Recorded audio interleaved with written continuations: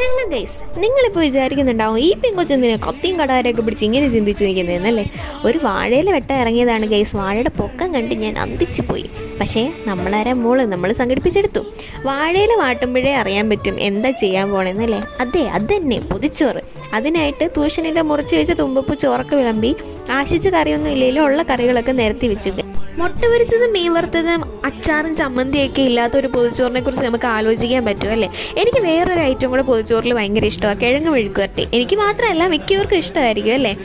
അപ്പോൾ ഇതെന്ന് പറയുന്ന ഒരു പക്ക ഒതൻറ്റിക് പൊതിച്ചോറാണ്. നമ്മുടെ സ്കൂളിലും കോളേജിലും ഒക്കെ കൊണ്ടുപോയിക്കൊണ്ടിരുന്നത് ഇതുപോലത്തെ പൊതിച്ചോറുകളൊക്കെ ആയിരിക്കും. ഇപ്പോൾ പല റീലും കാണുമ്പോൾ എനിക്ക് തോന്നാറുണ്ട് പൊതിച്ചോറിനൊക്കെ ഇത്തിരി ആർഭാടം കൂടി പോകുന്നുണ്ടോ എന്നൊക്കെ. അതൊക്കെ പോട്ടെ. ഈ പൊതിച്ചോറ് രാവിലെ പൊതിഞ്ഞ് വെച്ചിട്ട് ഉച്ച സമയത്ത് തുറക്കുമ്പോൾ ഉള്ളൊരു ഫീലുണ്ടല്ലോ ഗൈസ്. ആ വാഴയിലയുടെ ഫ്ലേവറൊക്കെ ഇറങ്ങി അതൊരു വല്ലാത്ത നൊസ്റ്റാൾജിക് ഫീലാണല്ലേ.